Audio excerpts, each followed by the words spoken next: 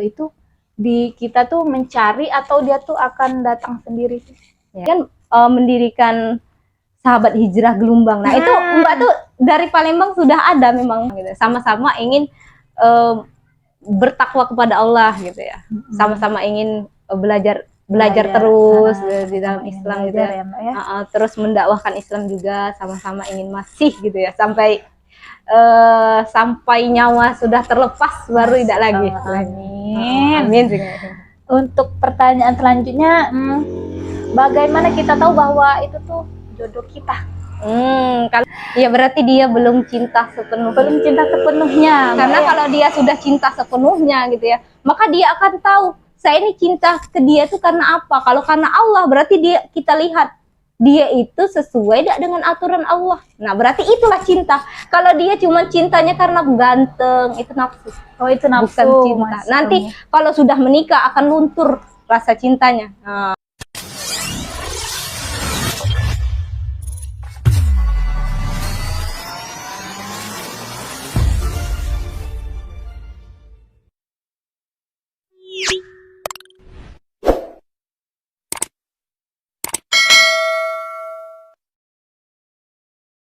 Assalamualaikum warahmatullahi wabarakatuh. Balik lagi dengan channel aku Mina SAR. Nah teman-teman, kali ini aku lagi bareng Mbak Yuli ya, Mbak Yuli. Nah Mbak Yuli boleh diperkenalkan diri dulu nggak?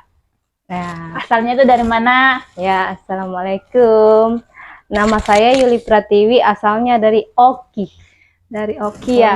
Nah, boleh nggak sih tanya kesibukan Mbaknya apa sih sehari-hari itu? Oh, kalau kesibukan sehari-hari ya sebagai ibu rumah tangga mengajar di salah satu pondok pesantren ya yang ada di Karangendah Selatan ya. Karsel ya, di Karsel. Nah, sebelumnya aku mau ngucapin terima kasih nih Mbak udah datang di podcast aku nih. Udah menyempatkan waktunya di sela-sela kesibukannya ya. Pokoknya terima kasih sudah datang ke sini. Nah, di sini ada beberapa pertanyaan Mbak ya. Boleh kita langsung aja Mbak ya? Boleh. Nah, di sini pertanyaan pertama Mbak, aku mau tanya-tanya masalah tentang jodoh ya. Oh, boleh. Karena gimana ya? Ini teman-teman aku tuh udah pada punya jodoh semua ya. Nah, aku tuh penasaran pengen tahu lebih banyak lagi ke yang ke Islami mungkin ya. Nah, pertama aku mau tanya nih Mbak, jodoh itu di kita tuh mencari atau dia tuh akan datang sendiri sih?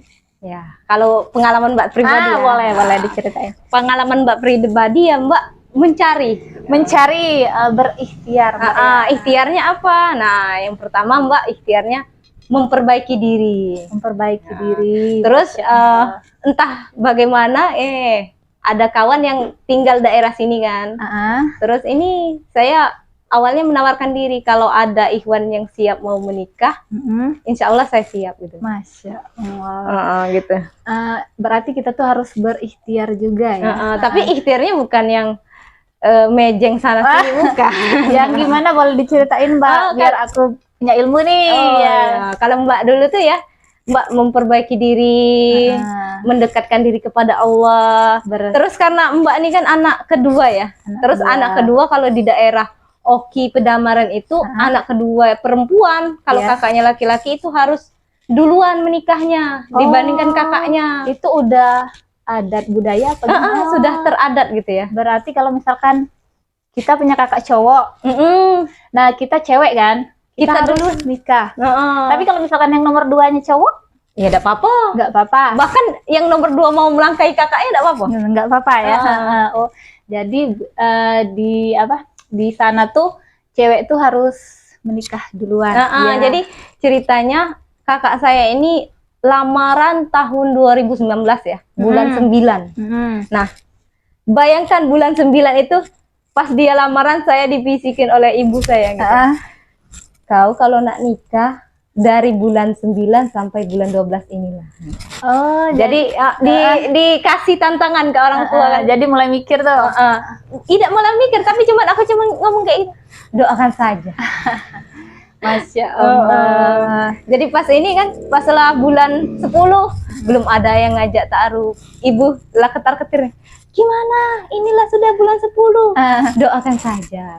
Bulan 11 lah pertengahan, belum ada juga yang ngajak ta'aruf. Doakan saja. Sampailah tanggal 23 November gitu. 23 November 2019. Ya, itu gimana, boleh diceritain sekarang atau nanti boleh? Boleh. Boleh ya. Sekarang boleh? Boleh sekarang. Udah boleh diceritain Mbak gimana sih proses pertemuan Mbaknya sama yang apa? Abi ya? Abinya Aisyah. Gimana itu proses? Ya, kalau Mbak kemarin kan gini ceritanya. Kawan Mbak duluan yang nikah di sini kan bulan 4 2019. Nah, Mbak kan disuruh nikah tuh setelah kakak Mbak tuh sudah punya gebetan istilahnya. Jadi gebetannya itu 2018 dia sudah ngasih tahu saya mau menikah 2020 katanya. Iya. Akhirnya saya 2018 akhir itu disuruh nikah oleh ibu saya. Akhir. Oh ya, terus Mbaknya akhirnya ya juga doakan saja tadi kan. Terus saya ngechat lah kawan saya yang di sini kan. Kata saya kalau ada. Nah, waktu itu belum ada. Terus tiba-tiba kami itu kan bulan 9 ada yang nikah, bulan 10 ada yang nikah, kawan-kawan gitu ya. Bulan 10 tuh kawan dekat saya nikah, Mbak Arma yang ada di sini kan. Dia bulan 10 nikah. Akhirnya apa? Bulan 11-nya kawan saya itu ngomong. Kan saya buat status di WA kan. Masya Allah, tabarakallah, semoga menjadi sakinah mawaddah warahmah gitu kan. Dijawablah oleh kawan saya tuh. Tidak kepengen apa katanya. Itu emang udah apa? Pertanyaan yang sudah menjurus apalagi teman-teman udah pada nikah semua ya. Jadi kan pas ditanya, insya Allah sudah siap kataku kalau ada jodohnya gitu kan. Dia ngomong mau nggak katanya dengan orang Gelumbang. Nah padahal Mbak waktu itu sudah ada tawaran dari Palembang. Oh, udah ada tawaran, terus ada tawaran lagi dari Gelumbang. Nah jadi bulan 11 itu langsung dapat 2 tawaran. Terus gimana tuh? Gitu. Yang pertama asli orang kami ya, sama-sama orang Pedamaran gitu ya. Tapi umurnya agak tua dari saya. Kalau ini sama kami, bedanya cuman berapa sebulanan, enggak nyampe sebulan bedanya. Sama-sama tahun 94 itu. Nah, jadi pas ini kan pas berdoa saya, ya ampun saya ini mau pilih yang mana, bingung kan. Kan kita ta'aruf harus dengan satu orang, enggak boleh dua-duanya kan. Nah, terus pas aku tiba-tiba ada podcast Hawariun.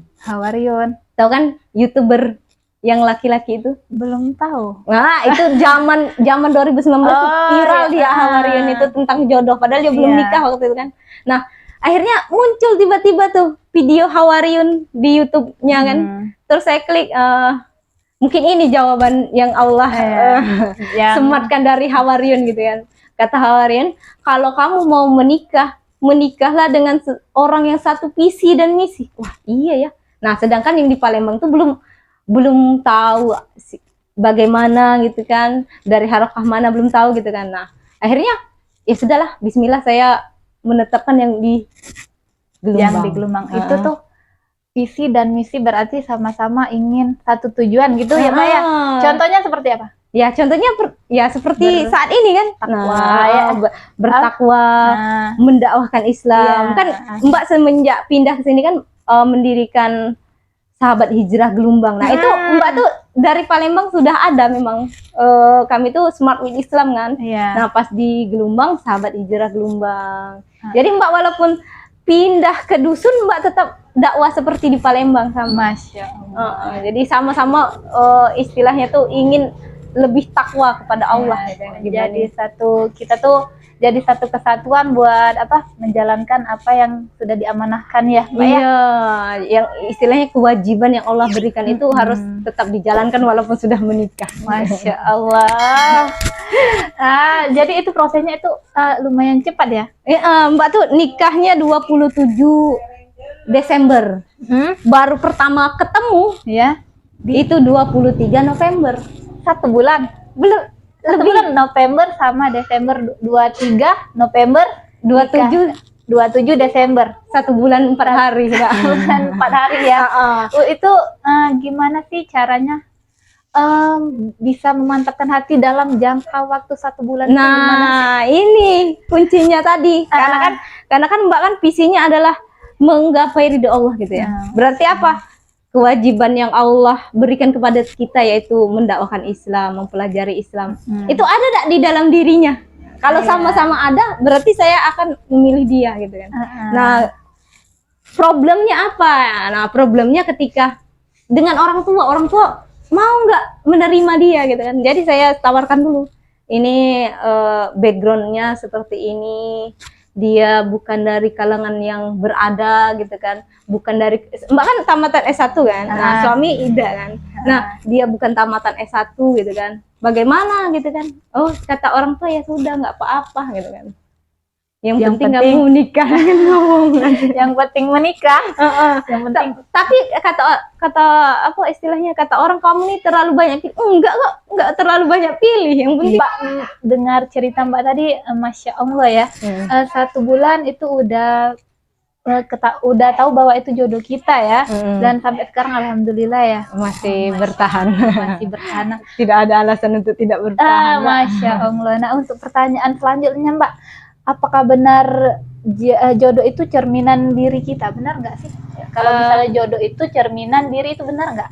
Betul. Benar ya? Nah, kenapa? Karena saya dengan dia tuh sama gitu. Sama-sama ingin bertakwa kepada Allah gitu ya.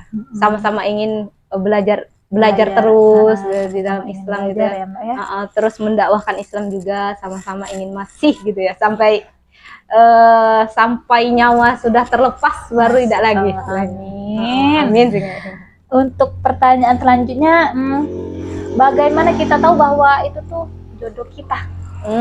Kalau Mbak kemarin nyireni dia jodoh kita, ya kita lihat visi misinya bagaimana. Kan kami tukaran CV tuh kan. Nah, di CV itu kan ada dituliskan visi misinya gitu kan, dan visi misinya sama seperti saya gitu ya. Terus ketika tahu jodoh kita tuh dipermudah jalannya ya. Jalannya. Jadi kata kawan-kawan yang di sini, yang Mak Comblang tadi, terlalu cepat loh kok, kau nyesal gini-gini gitu kan. Ya kalau misalkan itu sudah yakin, untuk apa berlama-lama gitu. Untuk apa ditunda ya? Akhirnya belum nyampe istilahnya tuh 2 bulan langsung nikah. Belum nyampe 2 bulan langsung nikah. Memang benar ya, cerminan diri, jodoh kita tuh cerminan dari diri kita ya. Cermin dari kita. Nah Mbak, kalau misalkan nih seperti aku nih, boleh cerita sedikit ya? Boleh. Mungkin nggak ke arah nggak ke arah yang ke Islami, tapi yang aku formal ya, yang aku alami. Nah, yang biasa-biasa. Yang biasa-biasa aja. Nah, ini Mbak, aku kan pernah dekat lah sama seseorang ya, pernah dekat sama seseorang, dan itu tuh bukan 1, 2 ya, kan ya. Nah, misalnya kayak Mbak nih contoh, ada 2 nih. Nah, itu udah sholat istiqoroh misalkan, kan sholat istiqoroh adalah salah satu yang membuat kita, misalnya kita bingung dan terlihat sudah sholat istiqoroh tapi belum menemukan jawabannya gitu. Itu gimana sih Mbak? Kalau Mbak kemarin tuh bukan hanya lewat sholat istiqoroh gitu kan. Doanya tuh ketika jadwal terkabulnya doa ya. Contohnya ketika antara azan dan iqamah, cak tadi ketika hujan. Jadi Mbak tuh doanya, ya Allah aku nih nak milih siapa, pas nak hujannya lagi gerimis-gerimis Mbak doa gitu. Terus doanya lagi minta doa ke orang tua. Kan doa orang tua tuh yang ini ya. Kalau misalkan walaupun nggak sholat, boleh kan kita berdoa? Boleh ya. Pokoknya waktu saat yang dikabulkan ya. Contohnya pas ini azan. Nah, di antara azan tuh kan ada doa kan. Nah, kita selipkan doa di situ. Pas azan atau sesudah azan? Pokoknya pas azan, pas sesudah azan. Boleh berdoa ya. Sebelum sholat juga. Sebelum sholat itu berdoa dulu baru sholat gitu. Boleh. Kalau setelah sholat juga doa lagi. Kalau pas sholat ini sujud terakhir. Ya.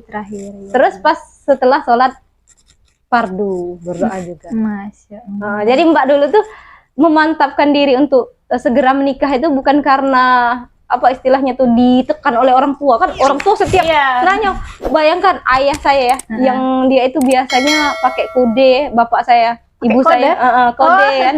Ini tidak lagi pakai kode, kalau mudik kan mana oleh-oleh menantu. Oleh-olehnya mintanya menantu, bukan buah-buahan kan. Kalau Mbak itu kode ya. Kalau Mbak pulang tuh kan tidak lagi kodenya. Kalau dulu tuh kodenya, kapan lah aku nih ngendong cucu katanya. Nah, ini tidak lagi. mana oleh-oleh menantu, langsung kayak itu. Kode keras ya. Itu Kode. poin lah ya. Nah, kalau dirimu kan ini kan istilahnya sudah banyak yang kenal gitu kan. Ya. Nah, berarti dirimu tinggal meningkatkan ketakwaan aja kepada Allah gitu ya. Bismillahirrahmanirrahim ya. Iya. Semoga dilancarkan. Intinya tuh kuncinya kita tuh harus memperbaiki diri, Mbak. Iya. Kalau Mbak kemarin memperbaiki diri kan gini kan, waktu dulu tuh Mbak tuh dakwah tuh kan biasanya malas-malas kan. Nah, pas disuruh orang tua nikah tuh, kataku, aku harus lebih baik nih dakwahnya dibandingkan kemarin gitu ya. Iya. Kalau kemarin paling dalam seminggu tuh 3 hari atau 4 hari. Ini Mbak tuh full dari seminggu, dari hari Minggu ke Minggu lagi dakwah terus gitu ya. Masya Allah. Jadi istilahnya tuh dakwahnya bukan dakwah ke satu orang, misalkan ke daerah ini, ke daerah sana. Jadwalnya udah teratur ya setiap harinya ya. Tiap harinya kemana gitu. Iya. Jadi pulang itu pasti maghrib nyampe rumah. Ya makanya ya Pak, ngundang Mbak ini tuh susah ya. Karena jamnya itu full. Iya. Makanya aku sangat berterima kasih sama Mbaknya ya. Alhamdulillah juga diundang, sangat Alhamdulillah aku juga dinantikan. nambah ilmu ya. Bisa sharing yang aku nggak tahu jadi tahu sekarang Mbak ya. Iya. Terima kasih pokoknya Mbak. Nah ini untuk apa? Katanya ada yang misalnya perempuan baik-baik untuk laki-laki baik-baik. Berarti mohon maaf kalau misalkan perempuan yang nggak baik untuk laki-laki yang nggak baik gitu. Iya, rata-rata gitu. Oh memang gitu ya. Karena kalau misalkan dia baik dengan nggak baik, ujung-ujungnya banyak ada yang cerai gitu kan. Itulah berarti kenapa dia bisa bercerai itu, mungkin dia belum baik semuanya. Kalaupun dia misalkan buruk semuanya, itulah yang membuat dia bertahan dalam pernikahan. Karena buruk semuanya. Gitu. Karena apa? Sama-sama ini ya. Tetangga saya yang di dusun ya. Dia itu langgeng dari dulu sampai sekarang ya. Karena dia dua-duanya nggak baik gitu ya. Baik ya.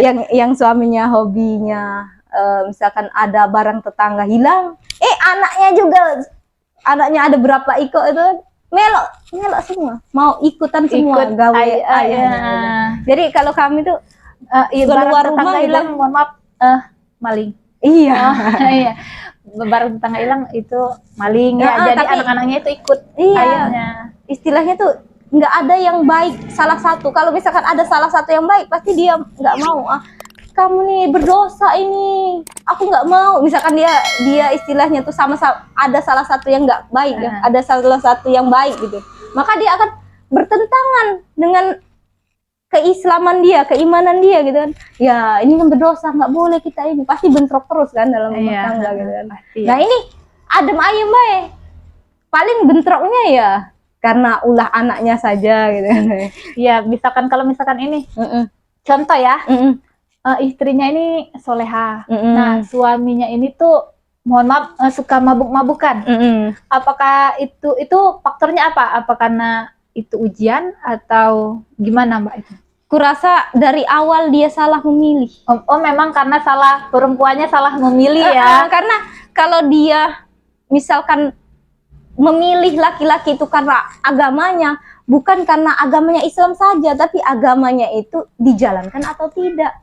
Kalau dia cak tetangga saya ya, dia itu istrinya tuh baik sekali, suaminya itu hobi mabuk-mabukan. Nah istrinya tuh saking baiknya suaminya mabuk-mabukan. Dibiarkan ya? Dibiarkan gitu ya. Pas dibiarkan itu sampailah suatu ketika tuh dia overdosis, meninggal suaminya. Nah jadi maksudnya tuh ya dia berarti memang perempuannya yang salah memilih. Tapi kan Mbak yang namanya apa? Cinta ya. Yang namanya cinta itu ya, ada orang yang nggak lihat apa-apa, yang penting aku tuh suka sama dia, harus nikah sama dia, gitu kan? Iya berarti dia belum cinta sepenuhnya. Karena kalau dia sudah cinta sepenuhnya gitu ya, maka dia akan tahu saya ini cinta ke dia itu karena apa. Kalau karena Allah, berarti kita lihat dia itu sesuai tidak dengan aturan Allah. Nah berarti itulah cinta. Kalau dia cuma cintanya karena ganteng, itu nafsu. Oh itu nafsu, bukan cinta. Nanti kalau sudah menikah akan luntur rasa cintanya. Nah, itu sudah pengalaman teman saya sendiri. Pengalaman ya Mbak ya. Jadi dia punya suami ganteng, ya. Pas dia nikah, suaminya itu males. Tapi dia karena sudah terlanjur kadung cinta tadi, dibiarkan saja. menahan diri ya. Menahan diri sampai dia punya anak 2. Mungkin kalau dia tidak hijrah, mungkin suaminya juga tidak hijrah. Akhirnya suaminya hijrah, tapi sebelum suaminya hijrah juga suaminya meninggal. Mau meninggal dalam keadaan husnul khotimah tadi kan. Yang lama dia bertahun-tahun tidak baik dengan istrinya gitu. Pas 3 bulan sebelum meninggal tuh dia sudah hijrah gitu kan. Hijrah dengan istrinya baik, meratukan istrinya. Karena dia sudah diajak istrinya hijrah. Duluan istrinya yang hijrah. Masya Allah ya. Begitulah kalau jodoh. Gitulah kalau jodoh ya. Nah, berarti yang namanya jodoh itu cerminan diri benar ya. Kalau misalkan ada yang baik itu dengan yang baik, yang buruk dengan yang buruk. Kalau misalkan yang buruk dengan yang baik berarti memang salah satu mereka itu salah memilih. Ya, memang salah memilih. Udah tahu seperti ini ya. Masih gitu ya contohnya ya, Mbak ya. Berarti dia itu memilihnya karena nafsu, bukan karena Allah. Kalau karena Allah, lah tahu dia mabuk-mabukan ngapa dia enggak dipilih? Iya, benar. Karena laki-laki banyak di dunia ini. Orang tuh biasanya kawan saya gitu kan. Pacarnya itu hobi nampar gitu ya. Saya bilang di dalam Islam memang tidak boleh pacaran, tinggalkan saja dia, kataku kan. Nah dia ngomong gini, aku nih tidak kate pilihan lain, dia itulah yang terbaik katanya kan. Tidak mungkin kataku tidak kate pilihan terbaik gitu. Akhirnya dia tuh tiba-tiba tuh memutuskan gitu ya dengan yang si cowoknya ya tadi. Terus dia tidak lama dari situ dia dapat pengganti yang lebih baik.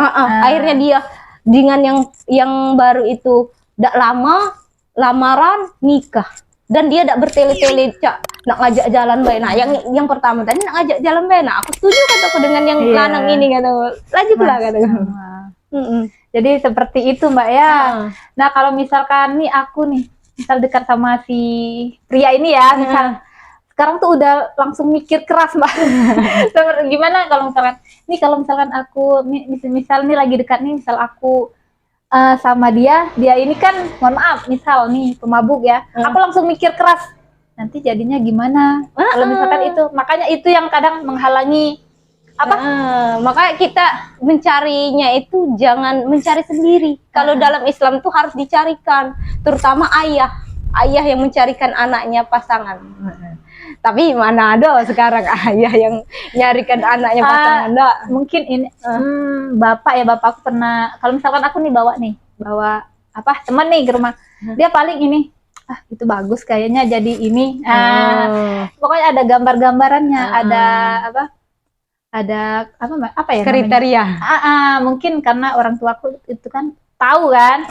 Oh anak si Anu tahu lah. Iya tahu. Oh dianya gini. Mungkin lihat wajahnya aja udah tahu ya Mbak ya. Oh ini nggak baik sama kamu, harus jauhin. Makanya aku sekarang tuh lebih ke ini bagus nggak sih, ini bagus. Aku sekarang apa-apa tuh ngobrol dulu. Mau dekat dengan siapa ngobrol, mau jalan dengan siapa ngobrol. Oh misal nih sama mama aku kan masalah curhat itu yang lebih dekat tuh sama mama ya.